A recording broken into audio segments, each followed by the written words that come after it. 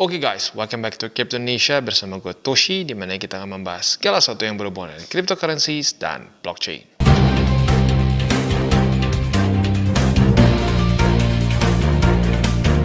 Oke, dan sekarang kita akan update mengenai on-chain analysis. Mungkin ini update setelah Bitcoin drop dari 70 ribuan ya.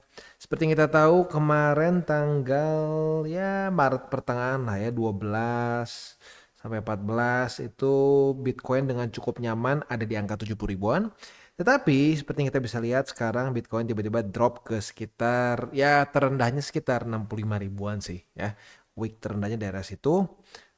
Dan kalau kita lihat di sini tentunya ini merupakan suatu hal yang cukup menarik untuk kita lihat secara on-chain. Nah, jadi kita akan update secara on-chainnya apa yang terjadi. Tetapi sebelum kita masuk ke update-nya seperti biasa gue akan disclaimer dulu bahwa semua konten dari TCI bukanlah financial advice. Ini semua bentuknya adalah edukasi. Dan karena on-chain ini bukanlah suatu segmen yang kita upload setiap hari, maka gue akan coba jelaskan juga apa itu on-chain analysis buat orang-orang yang mungkin belum tahu apa itu on-chain analysis ya. Oke, jadi on-chain analysis ini adalah suatu analisa yang khas dan spesifik untuk dunia cryptocurrency, di mana dia menghitung atau lebih tepatnya menampilkan gambaran grafis dari apa yang terjadi di on-chain.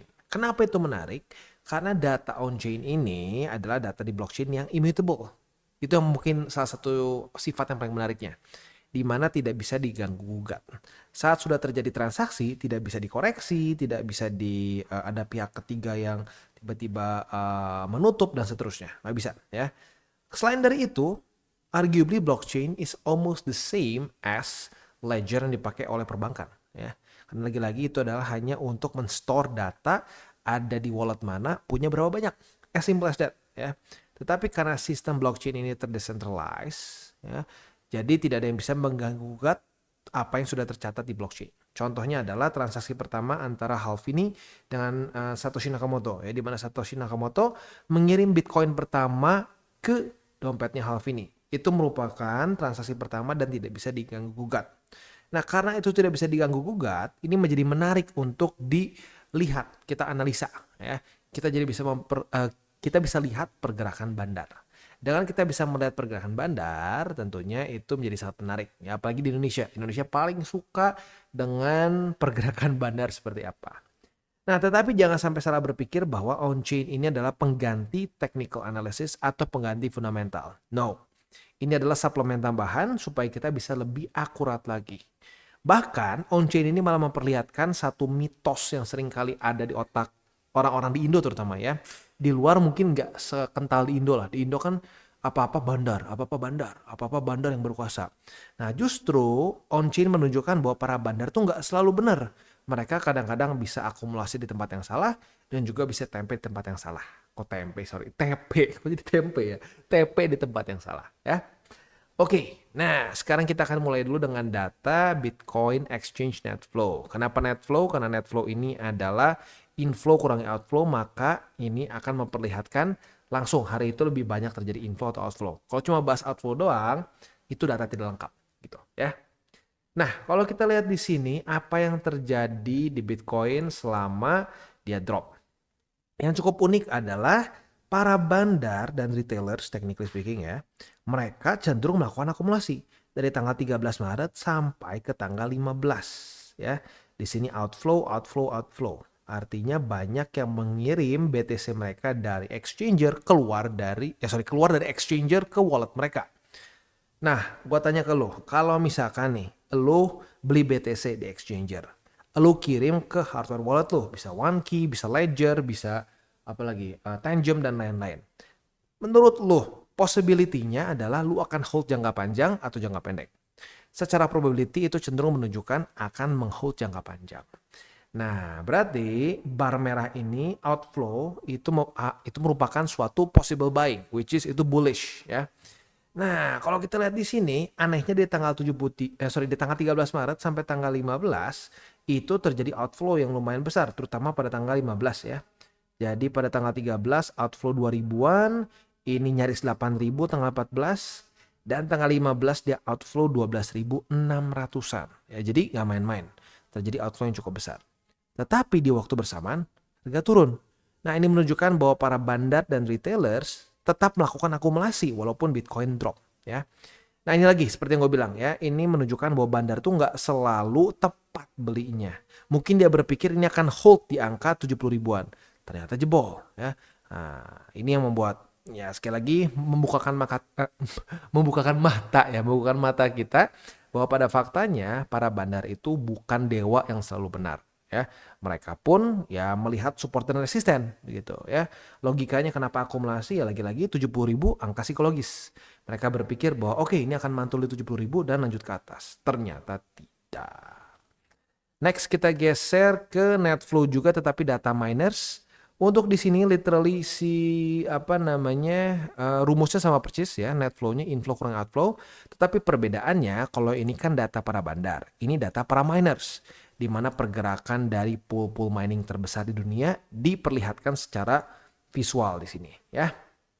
Nah, kalau kita lihat di sini bukan bandar tapi miners malah ada inflow di sini ya. Jadi pada tanggal 14 dan tanggal 15 saat Bitcoin drop, dia melakukan inflow. Artinya possible selling ya. Jadi bisa dibilang para miners yang lebih tepat kali ini ya. Saat dia mau drop di bawah dari 70.000, para miners malah menjual ya. Dan akumulasi lagi di angka 65 ribuan. Which is itu adalah salah satu juga struktur seingat gua ya. Nah, jadi ini ada ketidakseragaman ya.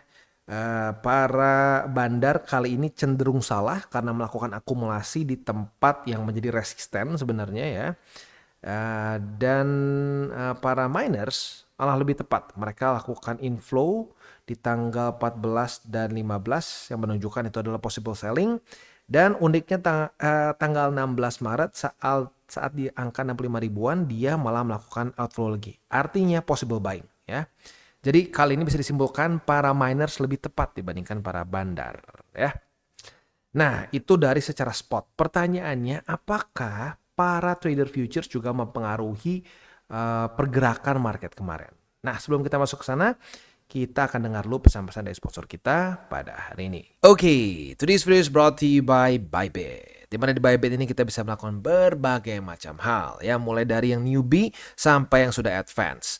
Buat mungkin lo merasa bahwa aduh bang, gue masih nggak ngerti nih TA, gue masih nggak ngerti charting dan seterusnya, tapi pengen akumulasi, pengen DCA murni, bisa lo tinggal masuk ke sini one click buy, di mana lo bisa pilih lo mau pakai apa ya fiatnya, lo tinggal pilih juga asetnya apa ya. Misalkan lo pengen akumulasi BTC, misalkan setiap hari Senin jam 7 pagi, misalkan gue pengen akumulasi BTC sebesar 100 ribu rupiah misalkan ya, lu bisa langsung lakukan di sini. Bisa peer to peer, bisa Dana, Bank BRI dan lain-lain. Ini gila ya, bisa pakai BCA Mobile dan seterusnya. Jadi Bybit ini memang cocok banget buat orang-orang yang tinggal di Indo ya, bisa langsung pakai bank-bank yang memang sudah biasa kita pakai di Indo ya. Nah, buat yang intermediate sampai advance juga di sini ada spot, nah, dan juga ada leverage tokens, dan tentu juga ada derivatives trading, di mana kita bisa menggunakan kontrak yang USDT maupun USDC. Jadi di sini lo bisa pakai USDC ya, karena nggak semua exchanger bisa menerima untuk futuresnya pakai USDC ya. Dan tentu juga lo bisa earning bunga juga dari kripto lo dan lain-lain. Dan tentu juga di sini kita bisa melakukan copy trade ya, di mana copy trade dari Bybit ini sudah cukup terkenal ya, dan kita bisa mendapatkan keuntungan juga. First copy trade kita bisa ada protection 100 USDT loss coverage ya, dan seterusnya ya. Jadi buat lo yang tertarik bisa silakan pakai, klik di link referral kita di bawah. Oke, dan sekarang kita masuk ke Bitcoin Estimated Leverage Ratio dengan data all exchange. Nah, estimated leverage ratio adalah suatu open interest dibagi dengan coin reserve. Bahasa simpelnya apa bang? Bahasa simpelnya, garis ungu ini semakin tinggi, semakin besar leverage. Dan apabila leverage besar, ya atau leverage sedang besar lah lebih tepatnya ya, karena besar doang tuh relatif. Sedang besar di market, itu bisa membuat extra volatility, karena bisa terjadi kemungkinan short squeeze maupun long squeeze ya. Kita ambil contoh untuk untuk long squeeze di sini ya. Kita bisa lihat harga cenderung stagnan di sini, leverage mulai naik, pelan-pelan turun. Ini juga masuknya ke ini ya. Ini masuknya ke short squeeze kecil, short squeeze lagi. Nah, yang besar tuh di sini. Pam ya. Nah, waktu di sini harga drop cukup parah karena ya posisi long yang di sini yang terlalu over leverage akhirnya terkena efek domino. Kita ambil contoh, misalkan si A dan si B, dua-duanya buka posisi short ya. Dua-duanya tuh buka posisi, sorry bukan short, dua-duanya buka posisi long. Dua-duanya buka posisi long dan si A misalkan harga likuidasinya itu di angka 30.000. Sementara si B di angka 28.000 lah misalkan. Nah, turun, si A kena liquid, drop. Kenapa market drop? Karena posisi long adalah ya buying power ya. Nah, saat buying power berkurang atau posisi long berkurang, maka harga akan turun. Harga turun, yang tadinya si B nggak kena liquid, jadi kena liquid gara-gara si A terkena liquid. Nah, itulah efek domino yang sering kali disebut sebagai long squeeze. Untuk short squeeze, itu literally tinggal kita balik saja ya. Jadi, logikanya lagi-lagi sama. Drop leverage di waktu bersamaan harga meningkat, berarti posisi short yang over leverage di sini terkena efek domino yang sama, persis logikanya seperti yang long tadi, cuman dibalik, yang satu short squeeze, yang satu long squeeze. As easy as that ya. Nah, kalau kita lihat kemarin ini kasusnya cukup unik ya. Jadi di tanggal 25 Februari kemarin itu klasik ya, itu klasik short squeeze. Pam ya. Si leverage drop dengan parah, harga meningkat dengan tajam ke atas. Artinya posisi short yang terlalu overconfident di sini kehajar, terlikuidasi. Atau minimal dia tutup posisi lah. Kalau dia lebih bagus jaga resikonya berarti mungkin ditutup posisi. Nah, kali ini kita bisa lihat peningkatan kemarin yang walaupun nggak terlalu signifikan di sini ya, itu terjadi karena leverage. Nah, tanggal 13 sampai ke tanggal 14 ini uniknya adalah leverage meningkat. Artinya ini penurunan karena posisi short yang bertambah. Nah, tapi posisi longnya kayaknya masih ada yang bertahan di sini karena ada yang mungkin masih berharap bahwa Bitcoin akan mantul di 70.000. Jadi longnya mungkin masih banyak. Tetapi ini jadi drop ekstrim di tanggal 15 Maret. Kenapa? Karena tembus 70.000. Artinya banyak posisi long yang sudah mereka pasang di 70.000 ini terkena likuidasi ya. Nah, likuidasi ini menyebabkan harga lanjut turun. Jadi, kita bisa lihat di sini menurut gua ya, penyebab utama dari drop market adalah para posisi futures dan para miners yang melakukan selling di sini ya, tanggal 14 dan tanggal 15. Jadi akhirnya ketemu nih penyebabnya. Penyebab secara spotnya para miners, secara futuresnya ternyata banyak posisi long yang kena liquid. Ini dia makanya gue bilang hati-hati, jangan terlalu over leverage karena kalau udah terlalu over leverage ini yang sering terjadi ya. Jadi leverage-nya drop dengan signifikan seperti ini, otomatis banyak yang terkena liquid ya. Seperti pembahasan dari CWT gue kemarin, sekitar 500 juta, berarti $500 miliar terlikuidasi di market. Artinya apa? Ya kita nggak bisa pungkiri, itu artinya banyak orang yang over leverage, nggak sembrono lah pakai leverage-nya sehingga posisinya terkena likuidasi. Ya, oke, jadi udah ketemu culprit-nya. Sekarang kita akan lihat MVRV. Pertanyaannya apakah Bitcoin sudah mulai mendekati ke daerah overbought? Dan jujurnya sudah lumayan dekat, tetapi masih belum kena sampai overbought ya. Jadi simpelnya pemakaiannya ini mirip banget kayak RSI. Kalau sampai kena titik-titik merah ini, artinya Bitcoin sudah overbought dan kita harus pertimbangkan untuk TP ya. Di cycle kemarin ini top chair banget ya, top chair banget. TP di tempat-tempat itu luar biasa bikin profitable lah ya. Nah, di waktu bersamaan buat elu yang di awal-awal cycle udah akumulasi di sini ya, bareng-bareng gua di DCWT maupun on-chain, pasti senyumnya udah ekstra lebar ya. Karena kalau kita lihat di sini harga itu rata-rata waktu di bawah dari ini ya, di bawah dari MPRV yang warna hijau itu di angka 20 ribuan ya, di 19.000 di sini ya. Bahkan paling ekstrimnya di sini 16.000 bahkan sampai 15.000 juga kita dapat di masa-masa ini. Alias bottom dari cycle kemarin literally sesuai dengan MVRV-nya ya. Saat dia sedang dikategorikan sebagai sangat oversold ya. Jadi buat lo yang sudah setia nonton DCWT, setia nonton on-chain ya, atau lebih tepatnya setia nonton TCI in general, harusnya dapat di sini ya. Nah, buat yang sudah dapat di sini ya, gue berharap sih lu tetap masih punya lah ya BTC dan masih punya kripto juga karena menurut gue ini masih jauh dari selesai ya, masih punya peluang yang cukup besar secara profit ya. Oke, jadi kurang lebih seperti itu untuk MVRV dan juga bisa dibilang nih ending dari on-chain kita pada hari ini. Seperti biasa gue ingatkan ya, buat elu yang mungkin ngerasa, aduh bang udah telat ya bang ya. Ya telat sih, kalau mau ngomong apa ya, kalau mau ngomong secara peluang terbaik ya udah lewat gitu.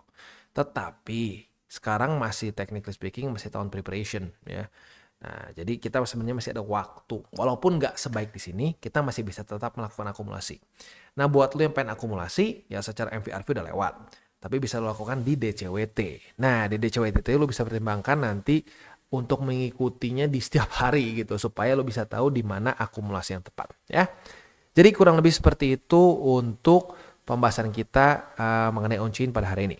Dan buat kalian yang belum nonton DCWT atau Daily Charting with Toshi, bisa klik di sini, di mana kita akan daily chart your favorite cryptocurrencies.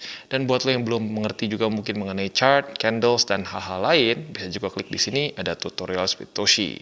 Dan buat lo yang pengen mendukung TCI, salah satunya bisa menggunakan link referensi di bawah. Dan jangan lupa juga untuk join Telegram group, di mana kita bisa ngobrol-ngobrol santai mengenai dunia cryptocurrency secara dua arah. So jangan lupa untuk like, subscribe, click the bell icon, and see you on the next video.